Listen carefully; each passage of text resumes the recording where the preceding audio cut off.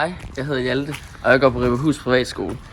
Jeg er i erhvervspraktik hos Michael ved Kalle Ballebyg.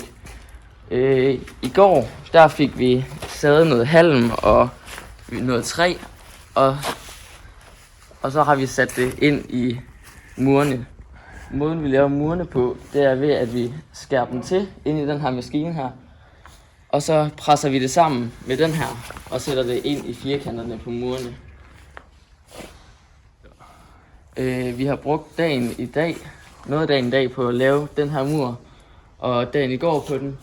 Og de skal så op til odder, og så er der nogle gulv derovre og nogle andre mure rundt omkring.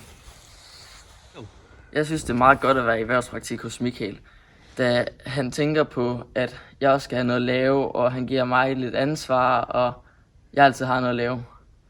Så jeg synes også, det er dejligt, at det er meget bæredygtigt, at det faktisk bare er halm ude fra markerne, som han bruger til at lave de her vægge med, og som holder op til 100 år.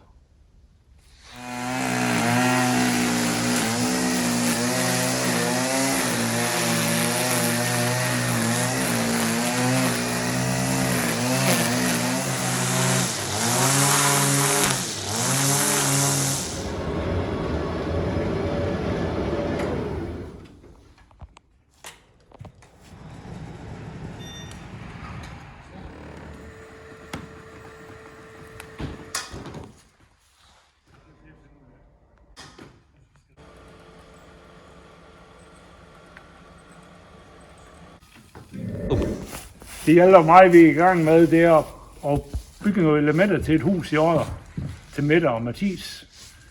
Og huset er på omkring 150 kvadratmeter.